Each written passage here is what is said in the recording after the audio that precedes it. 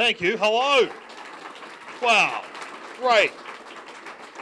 Um, my name's Dave ONeil. I'm a comedian, if anyone doesn't know. I grew up around here. Well, I grew up in Mitcham, actually, the gateway to Ringwood, as we call it.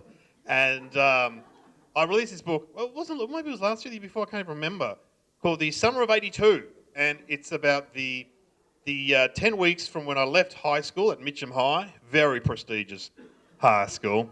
And I'm joking, it's not. I think it's called Milorna College now, or Marijuana College, as the kids call it. So,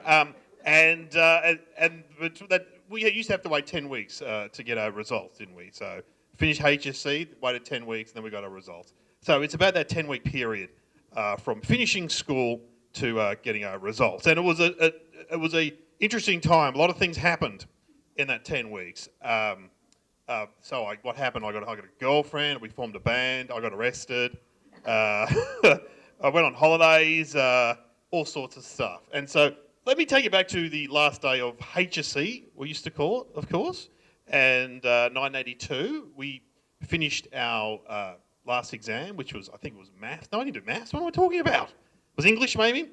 And we just rode out at the school on our BMX bikes because there was no schoolies back then, was there?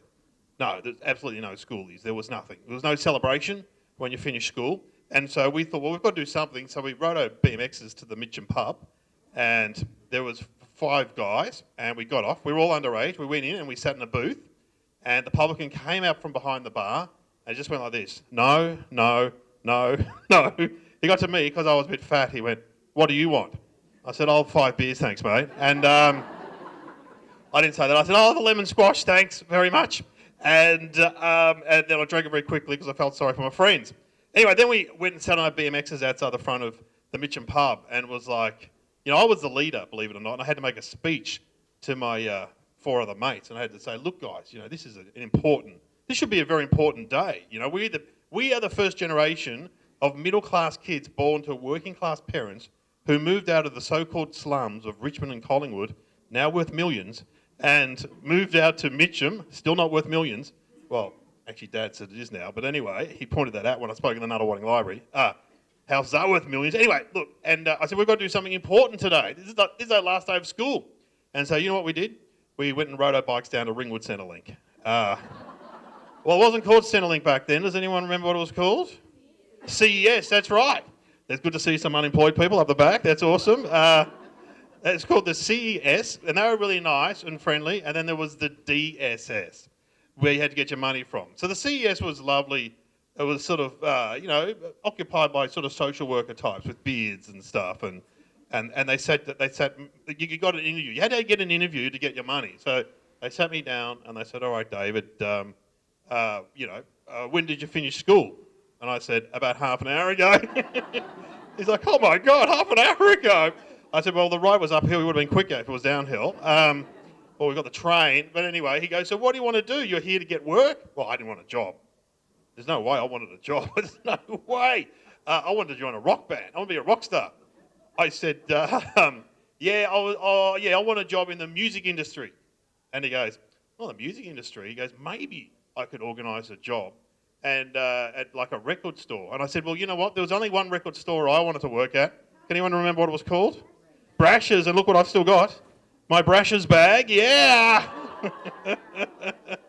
Now the young guy there's going, why are they going crazy over a plastic bag? This is this was prestigious back in the 80s. There was one at Eastland. Was there one here in Bayswater somewhere?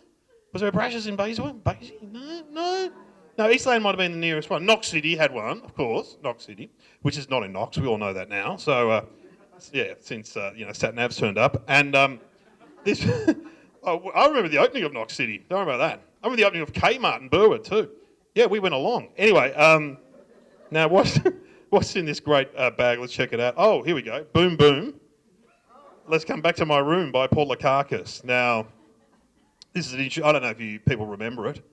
It used to go boom, boom, boom. You go back to my room and we can do it all night. Anyway, we won't go on. But obviously Paul's Greek, so he'd be living at home with Mum and Dad. So come back to my room. This is Nonna. That's Tula. Anyway, this way. I used to listen to that at the. We used to go to the Stage 1 disco at the Manhattan Hotel in Ringwood. Anyone used to go there? There's a smorgasbord restaurant now. I went there the other day with my parents. Yes, pensioners bargain on Tuesday. Anyway, what was it famous for, the Stage 1 disco? Anyone? Revolving dance floor, that's right. And only the girls used to dance because, it was Ringwood. And it was a bit like a chicken rotisserie. Like, that's a sushi train for you younger folk. So all the girls would go around in circles. Anyway, so we went and registered for the dole, and the guy said, well, that's going to take 6 weeks. So then we rode our bikes home and said goodbye to each other. And I grew up in the classic brick house, 3-bedroom brick house, 7 Reserve Avenue, Mitcham. Mum and Dad still live there. Drop in, see them if you want.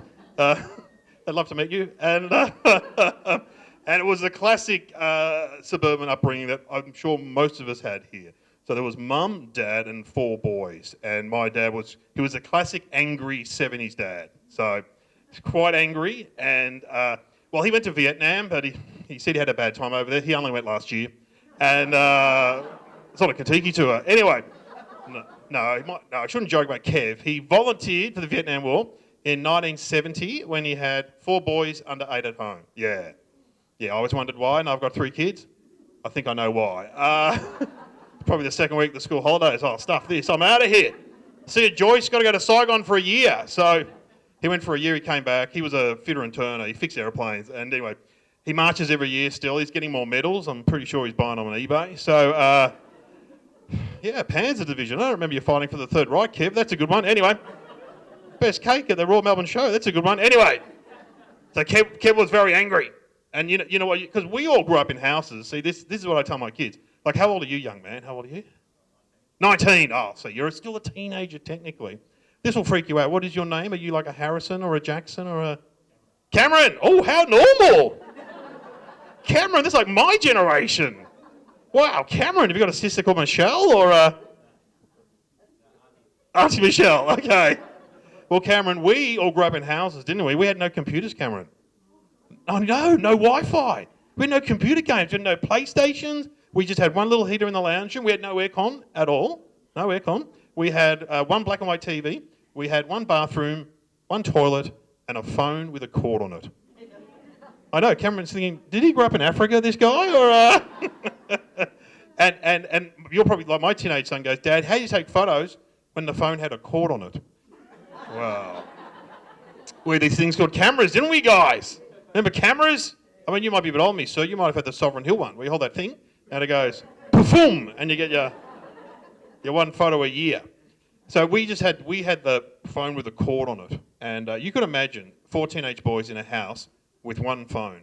Remember the one phone? And there was an extension, because my brother was an apprentice at Telstra. So, but you go to pick that up, and you could hear your brother breathing on the other end, like listening in, like, Mom, get Mark off the phone. I'm trying to ring Sandra. So anyway, what would happen with that? My dad was obsessed by the phone. So you'd pick up the phone to ring one of your friends, and he'd walk past you and go, hey, keep it quick, I've got an important phone call coming through, all right? And no one ever rang him. The only person who rang him was Mum, right? And if she needed to be picked up from the railway station or the shopping centre, she would do that thing that we used to do in the 70s and the 80s. She would give him a couple of rings from the public telephone box. Do you remember this? Couple of rings, 3 rings? This will freak you out, Cameron. It was like text messaging before text messaging, young man. So you need to be picked up from here, say a shopping centre. You would go to the public phone box. Oh, public phone box. Have you seen the TARDIS? It's like Doctor Who. There's one out there. Is there one out there, a public phone box? Oh, there's one out there. Great. You go in there, you put your 20 cents in the phone, you'd ring the home number, you'd hear it ring 2 or 3 times, but you'd hang up before someone would pick up, and you get your 20 cents back. A couple of rings, two rings. And then at home there was a signal to your parents, so Dad would be like this. Don't pick it up, it's your mother, don't pick it up. She's given us a couple of rings. Don't pick it up, you idiot. We'd always pick it up. Oh, hi, Mum, how are you? Dad, Mum's at Eastland, she needs to be picked up. I told you not to pick up, you idiot. Anyway, so we would have dinner every night at 6 o'clock on the dot, and every night the phone would ring at 6 and it would drive my dad mad. It's family time, bloody 6 o'clock phone call. Some bloody idiot ringing. Anyway, it was different when it was one of his friends. Oh, okay, yeah, no, that's fair enough, Keith. Yeah, all right, no worries. Anyway, so we would sit at the dinner table, and Dad would just... The TV was on, but we were in the dining room, and no one could see the TV except for Dad, who would position himself in the one seat so he could see through to the TV. So he'd be like this, all right, bloody bit of quiet for dinner time. Bloody hell, Westgate Bridge is falling down. Shut up! Eat your dinner, eat your dinner! Hey, Reno King's got 4 weeks. Shut up, eat your dinner! And he just used to yell at us during dinner. Anyway, one day we were sitting there. It was the night we'd finished school that day. And I have a twin brother. That's what I should tell you. My twin brother features a lot in the book, Glenn. His name is Glenn, and he lives in Switzerland now. Yeah, he works for the Red Cross. He's lived in Switzerland for 20 years, and he's some kind of doctor. Yeah, he can get stuffed. Anyway, whatever. Enough about Glenn. Anyway, he's not a proper doctor, as my mum points out. He's a doctor of communications. Anyway, but we went to visit him this year, and he speaks like this. He has a transatlantic accent. He doesn't speak he speaks like this. He goes, I don't speak English anymore on a daily basis, I speak Italian, German, French, and some Portuguese when required, yeah. And then he makes up words. He goes, yeah, I went to the Eiffel Tower the other day with the children, but I don't know how you say in Australia, a little bit too touristical. That's not even a word, you idiot. Do you remember you grew up in Ringwood, for God's sake? Do you remember your first car was a Tirana? Do you remember your Tirana, mate? First girlfriend was called Raylene. Do you remember Raylene? She lived in Deer Park where there's no deers and there's no parks. You remember Raylene? You had to make the trek from Mitcham to Deer Park. No freeways back then. And it's confusing for my parents because mum and dad are in their 80s now. So Glenn rings them up. My dad thinks it's a call centre. So there's that awkward pause and just, there's hello there. No, not interested, not interested. Bloody idiots ringing me up. So anyway, Glenn, there was Glenn, my twin brother, and then there was Mark, who's the naughty, classic middle child. Any middle children here? They're probably all in jail. Anyway, middle child. Then there was Trev, the older one, Trev, the cool one who played guitar and had girlfriends and stuff. Anyway, and so we were sitting around the dinner table, and we were just, and this is the night we learned how to make bombs, and this is all in the book. Don't get any ideas, Cameron. And I don't want to see in the Bayswater newspaper, Cameron starts new eyes of cell because of Dave O'Neill's talk. So my son's like, how did you know how to make bombs when there was no internet? Where did you get the information from? I said, mate, we didn't need the internet in the 80s and the 70s because we had a guy that used to tell us everything we needed to know. And his name was Brian. And he used to be on the Channel 9 News, Brian Naylor, every night, 6 p.m. Brian told me, they even had a little jingle, didn't they? Brian told me, Brian told me, Brian told me, so I know everything I need. Anyway, whatever. So Brian told us that night how to make a bomb, basically. Brian. So we're sitting around, imagine 4 teenage boys eating the dinner. Oh, shut up, you idiot. Yeah, blah, blah, blah. Well, I need better than noise work. Yeah, get stuffed. Anyway, cut your hair. And then we hear Brian say, 2 boys were arrested today in suburban Adelaide for making homemade bombs. So there's complete silence at the dinner table. And then Brian tells us how to do it. They made them by using common household objects, chlorine from a pool, and brake fluid. We're like looking at each other. Oh my God! This is the best night of our lives. Oh my God! Are you kidding me? Like we had a pool. We weren't posh. We had the 4-foot Clark rubber octagonal one. The one that Dad put up himself which eventually burst in 1994 and flooded the neighbours. Remember that? We used to do whirlpool, reverse whirlpool, a lot of bombs, a lot of horsies. It was great fun in the pool. So we had chlorine. Dad he became a trades teacher after the Air Force, so we had brake fluid. So we're like, can we be excused from the table, please, Dad? He's like, yeah, go on, get out, idiots, go on, bloody idiots. So I reckon within about 10 minutes, we were down the paddock making bombs, right?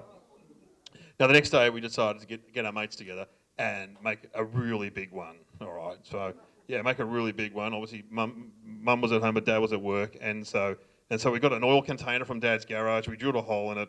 We put the chlorine in, and then I don't want to go into too many details in front of. Anyway, we made this massive bomb, right? But to make it work, you have to throw it so the chemicals react and explode, right? Breaking Bad here. Anyway, so we go in the paddock, but we're all gutless. We didn't want to throw it.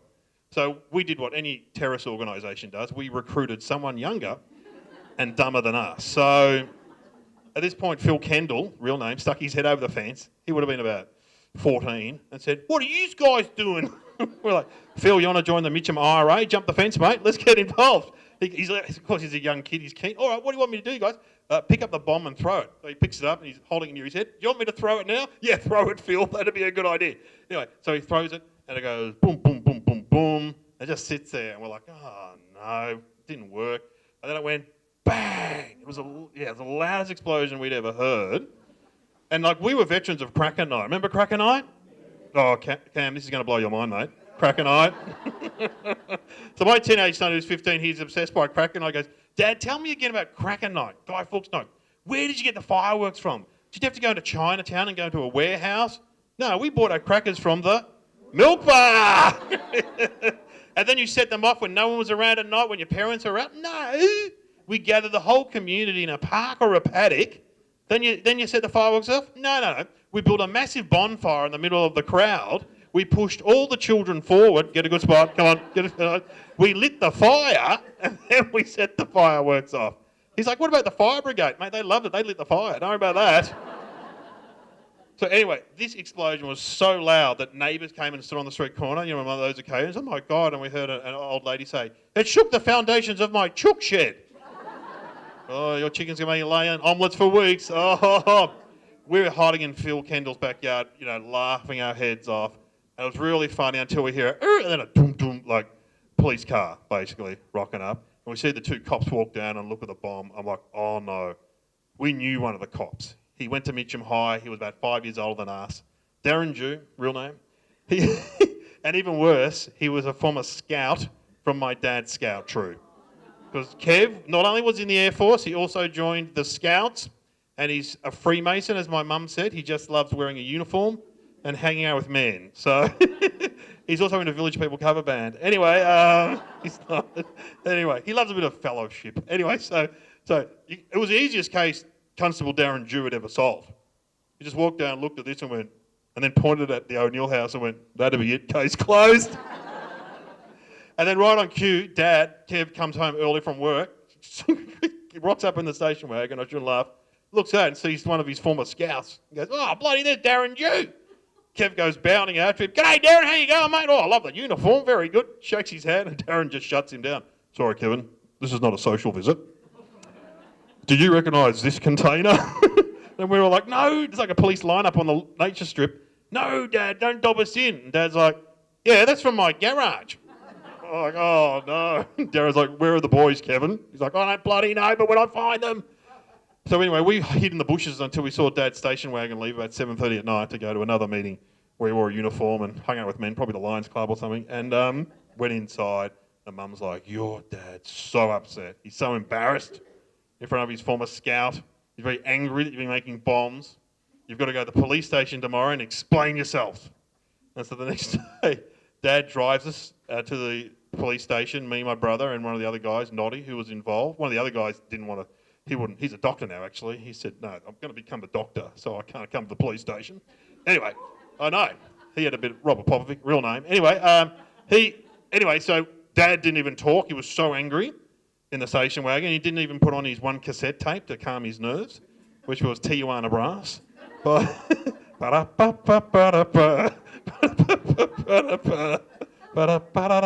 Anyway, so we get to the police station and we go inside. And they take us into an interview room. Now we were relatively good kids. We'd never been to a police station before. It's quite confronting.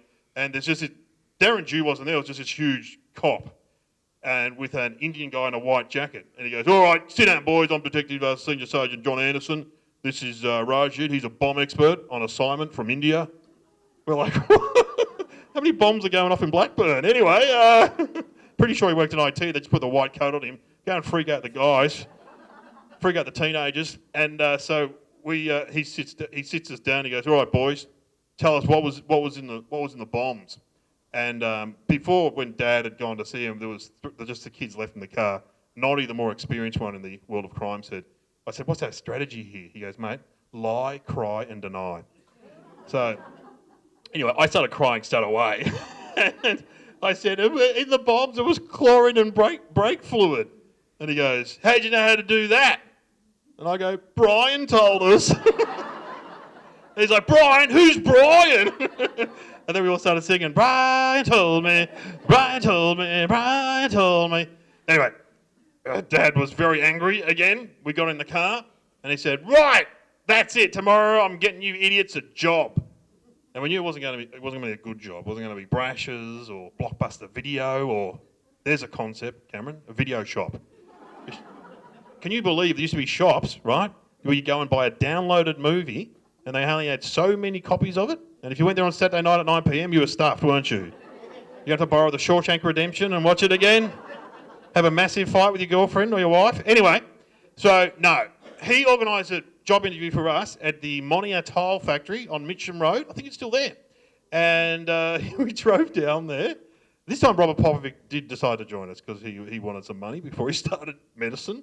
And so we go, and it was like something over Oliver Twist. It was like massive kilns, massive furnaces, just a haze of dust and heat, and a few sort of sheds next to the kilns. And so we go in to have an interview with the foreman, and Robert Popovic starts talking Serbian to this guy. The guy starts talking Serbian back. It's like, da, da, da, da, da, da.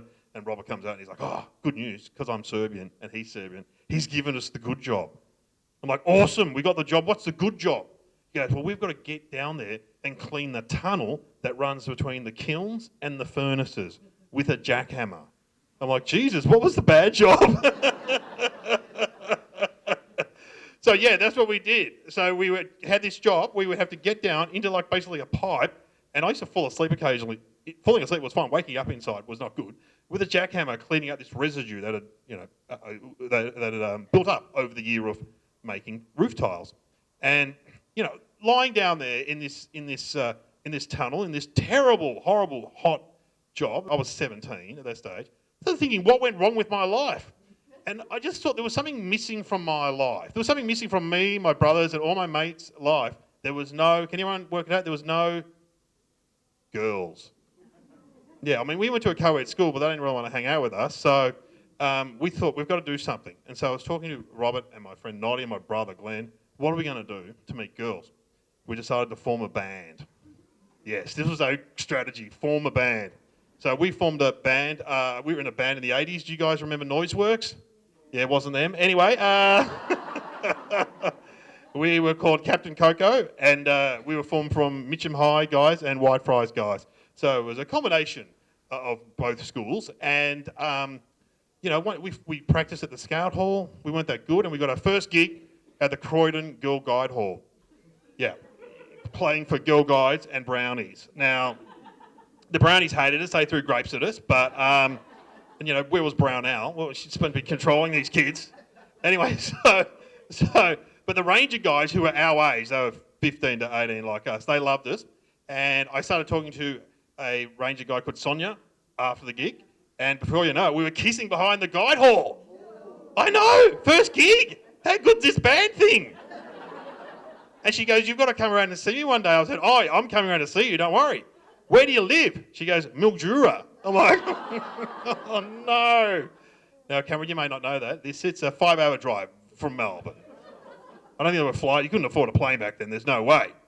And so I thought, well, how's this going to work? So anyway, I got to like New Year's Eve, and I'm sitting around with my mates in the rumpus room in Mitcham, and my mum and dad. And so what are we going to do for New Year's Eve? And mum's like, well, I'm going to make some nachos, and then we'll bang some pots and pans in the backyard at midnight. And Dad might let you honk the horn.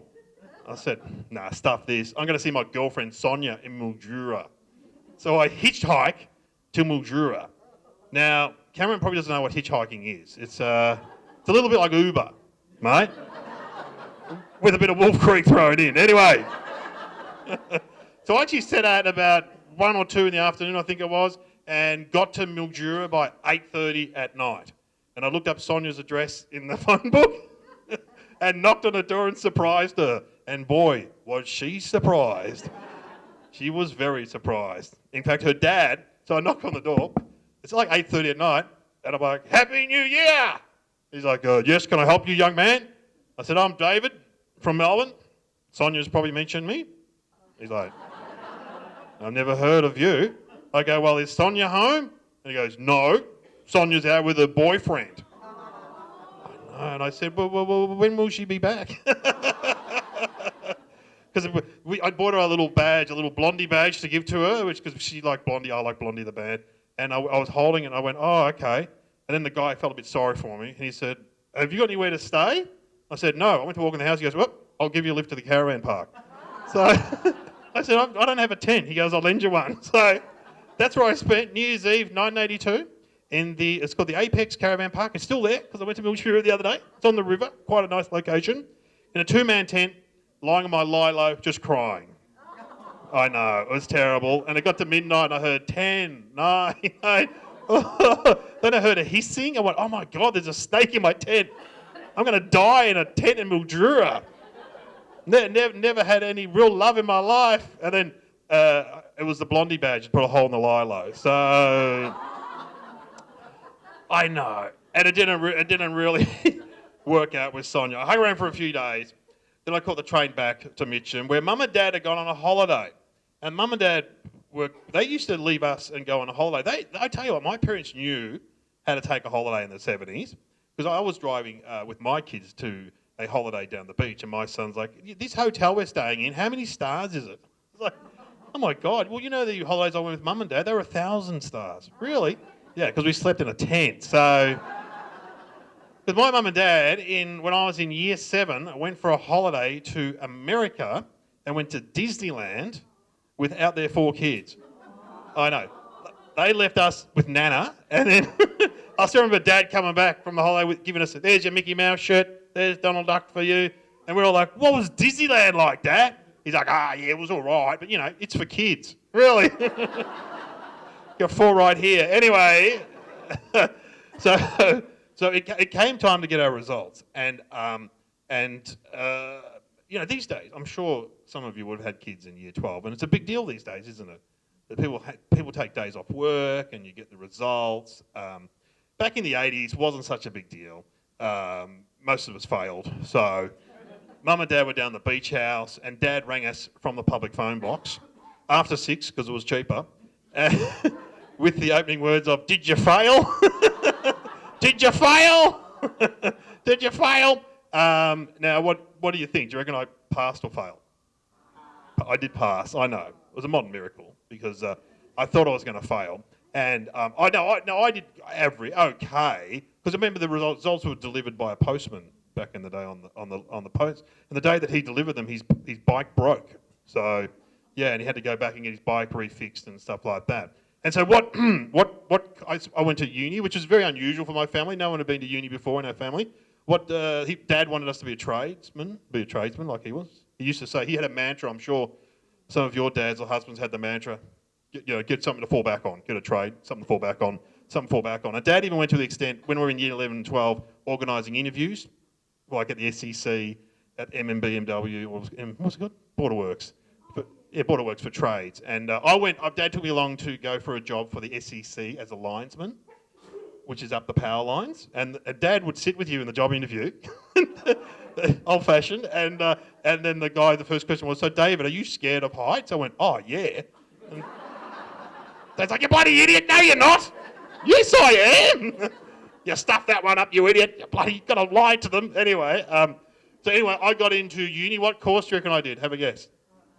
Arts, get stuffed. Anyway, hurtful. And, I did arts. And best 8 years of my life. It was great. And went to La Trobe. That's Latin for can't get into Monash. And when you graduate, no ceremony, just a minibus. Picks you up at the uni, takes you straight to Centrelink. It's awesome. So, I actually didn't go to La Trobe. My twin brother went to La Trobe. I went to teachers' college. I was a PE teacher. That's a joke, obviously. I'm not... The biggest laugh I've got so far. That's where I met my wife. She was in year 12. So anyway, that happened at Midgham High. Anyway, no, I did primary teaching, and then I did arts after that, actually. But anyway, then I got into comedy. Now, I should explain this. What time is it? Oh, yeah, okay. I should explain this. I'm wearing a hat on the front of this book. Does anyone know what that hat is?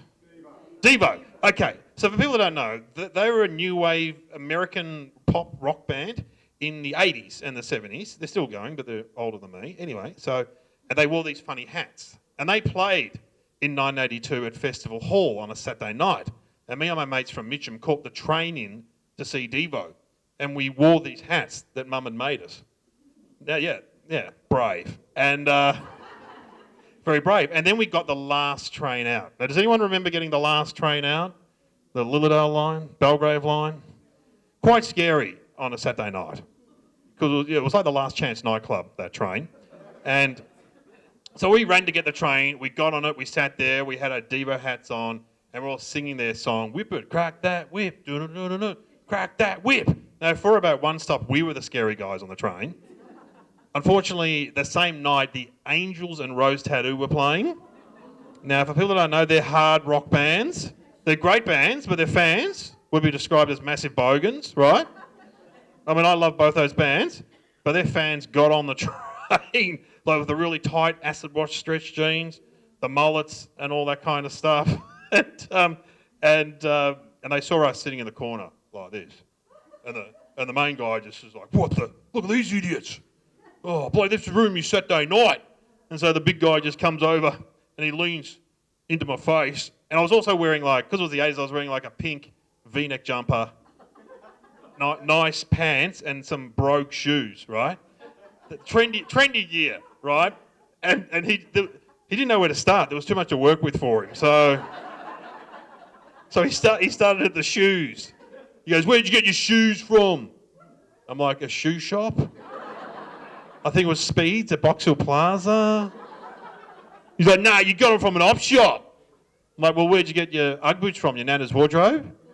No, I didn't say that. I didn't say anything. I just hope that my energy dome, that's the correct term for it, Cameron, energy dome, would transport me out of there.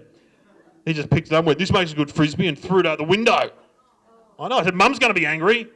Spent all afternoon making that, mate." I didn't say that. Anyway, he moves up to my face and he goes, "Have you got makeup on?" I said, "Why would I have makeup on?" I did have makeup on. No, it's not what you're thinking. I had come straight from my gang show rehearsal. Now, I don't know if anyone's cool enough here to know what the gang show is. Anyone know what the gang show is? Scouts, that's right. Oh, a lot of people. Biggest response ever. It's a Girl Guides and Boy Scouts theatre show where we would put on makeup and wear costumes. They still do it, and sing songs like "Ging Gang Gooly Gooly Gooly Gooly Watcha, Ging Gang Goo, Ging Gang Goo." Anyway, sing along, singing "Hayla, a Kayla." Anyway, whatever. So I come straight from gang show rehearsal with foundation and red lipstick on. I know.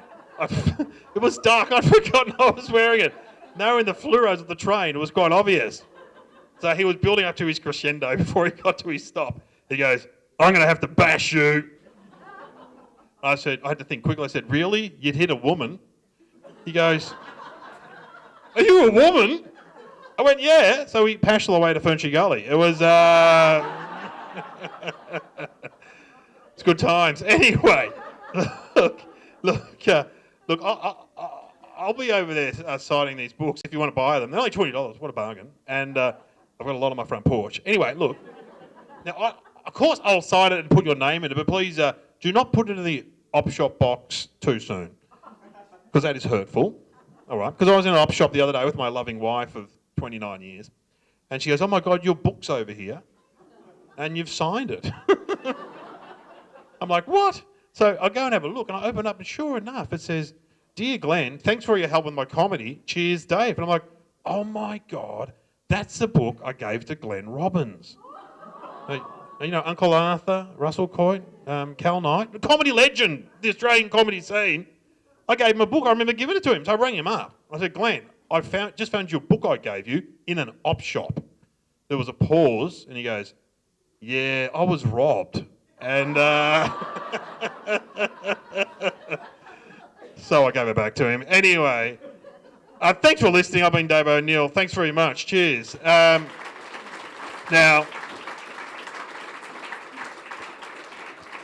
has anyone got any questions? Yeah? You got flowers for me? Is that a bit of Baronia or? Any questions? Come on, throw some at me. Up the back. Anything? Have you got any advice for people that want to write their first book? I wouldn't write the whole thing. I'd only write 2 or 3 chapters. Yeah, and just see how it goes. And then find a publisher that publishes a similar kind of book. So you're thinking of writing a sci-fi sexual mystery. I don't know. No. There will be someone that puts out that kind of stuff. So don't approach someone who puts out cookbooks. Approach someone who does that kind of stuff. So with my book, it was... I can't remember. But they've done a few comedy books before. Nero books, which was black ink. Yeah, yeah. And so, that's what I did, yeah. But I would, instead of writing the whole thing, I would write a few chapters and see how it goes. There's also self-publishing. One of my friends was talking about it the other day, how that's a good thing to do. They're relatively cheap, apparently. But I would do that. And, you can show it to your friends and stuff, but don't take too much criticism on board, because you've got to do... Have you read Catherine Devney's book? I might have it here in the library. Catherine Devney's a very good writer, and she teaches classes on writing. Actually, her course would be good to do. It's called Gunners. When you're going to do this, you're going to do that.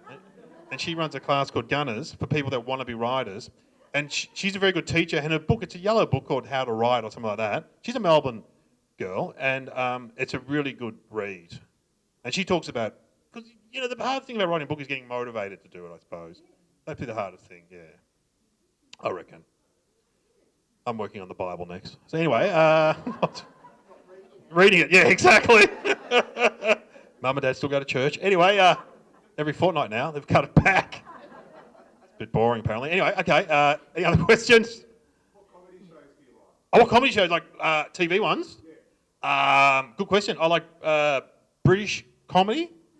So I love Dad's Army, that kind of stuff. But I love the young ones. I'm trying to think of more recent ones. Absolutely fabulous. Well, that's not really recent. I love a bit of Aussie comedy. So I'm a big fan of Upper Middle Bogan, which was on the ABC, and Very Small Business, which came back last night. I was watching it. So I'm a big fan of that show. What else? I just like I liked Monty Python movies. I like the Monty Python stuff. We convinced our scout leader to take us to Life of Brian because we told him it was a film about the Bible. So it is about the Bible, but it's a bit rude. So and I just like those. I love the Blues Brothers film. But I think of the stuff when I was a kid. I loved Paul Hogan when I was a kid. The Paul Hogan show. Absolutely loved that. And as I got a bit older, it was the young ones. Like my dad used to watch Dad's Army, of course. One Foot in the Grave, I was a big fan of. Victor, I love One Foot in the Grave. So yeah, that kind of stuff. Seinfeld, I like Seinfeld. Yeah, I think yeah. Oh, Curb Your Enthusiasm. That's a guy who created Seinfeld with Seinfeld, Larry David. That's a very funny show. It's very cutting edge, but it's very funny. How old were you when you got into comedy? I was 24 when I got into comedy. So I finished teaching, and I finished some of my arts degree, and I got sacked from my job because I worked at the Red Cross like my brother. Then I got a job in a private public relations company, and one of my clients was the taxi industry. And we used to sit in a room above a cafe in North Melbourne, and all the taxi companies would come together. They all hated each other's guts, like black cabs, Western cabs. Oh, you guys are stealing our jobs. Blah, blah, blah, blah. Anyway, so they asked me for what have you got advices to improve our image, and I said, as a joke, have you thought of deodorant? And my boss was like, "This, you're an idiot." So I got sacked from that job, and I thought. I was young. I had no responsibilities or anything. What am I going to do? And so I started doing comedy. Yeah. What a glorious decision. Was it Dad impressed? Dad, yeah. Well, I'd moved out of home. So Dad, he loves it now. But at first he's like, "What are you doing? Comedy? What?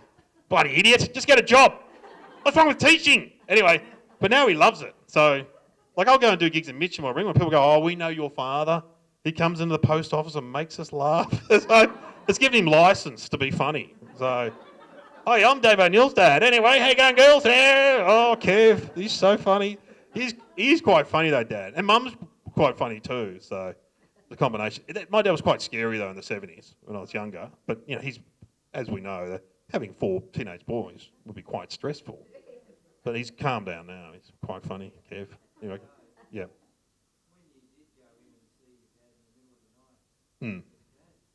Oh, the car? Oh, right, yeah. No, he hasn't gotten over that. So that's another story that's in the book. When my brother, was it me or my brother? One of us got our licence, and on the day of getting our licence, he let us drive the HR station wagon, beautiful brown thing that he kept, because he's from a military background, he kept his cars immaculate. And he said, "All right, I'll let you drive down, and there were 2 bands playing there. I think it was the Models and Uncanny X-Men. And anyway, and he goes, but you got to bring your older brother, Mark. Now, that was a mistake, because Mark was naughty. And so we parked in the big car park of the Manhattan Hotel, and Mark went out with his friends at half-time to have an Indonesian cigarette in the car. Some sort of illegal thing that he was growing in the backyard. Marijuana, basically, is what I'm trying to say. And then he left the door open. He left it unlocked. And so we walked out to the big car park after the band. Was like, where's Dad's car? Where is it? So we had to walk home. And then my brother had to wake him up. I go, Dad, your car's been stolen. And he said, what the bloody hell? Like that. He didn't say the F word, because that was really bad then. He said, what the bloody, you idiot? And so he got in his other car and just drove around looking for it for hours, and then went into the police station. The police said, they calmed him down and said, Kevin, don't worry. 95% of cars get returned. Of the 5% that aren't returned, 3% are found, 2% aren't found. Well, his was in the 3%, because it was found around here at the bottom of a cliff near the Salvation Army Boys' Home. Yeah. And then the cops are like, well, do you want to tow to a wreckers? Because it's written off. So some naughty boy stole it, drove it home, and then pushed it down a cliff. I know.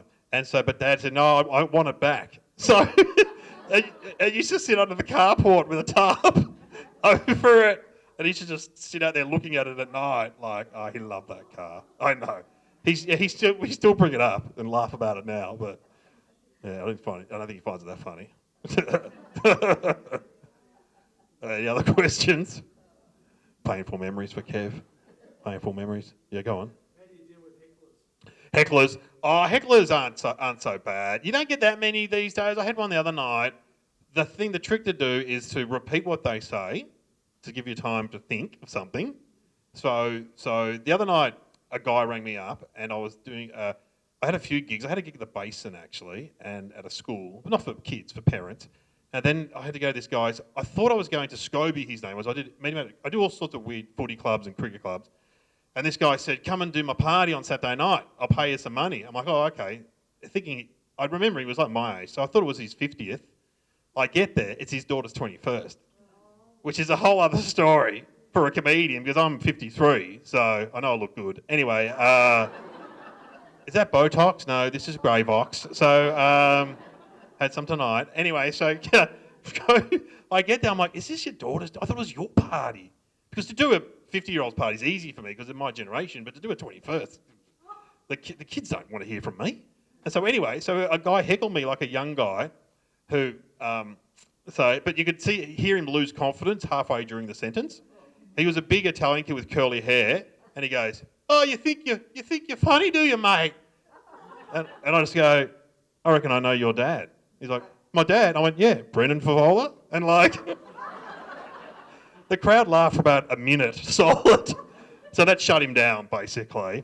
But yeah, you just, with hecklers, there's standard lines you can use. Like, oh, you're interrupting me, are you? Oh, this is my workplace. I don't come down to McDonald's and kick the broom out of your hand, do I, mate? So, and then there's a lot ruder ones too. But I just tend to, repeat what they say and then respond in the moment. And that's fine, most of the time. Of course, if they're drunk, that's a different thing again. But, we try and not do, Anyway. What sort of venues? Well, I do about 5 gigs a week, and I do anything from pubs. So this week, I do corporate gigs, so for awards nights and stuff like that. So like tomorrow night I've got to host the, Catalogue Awards, which is junk mail, basically. People that make junk mail, and they have a very serious awards night.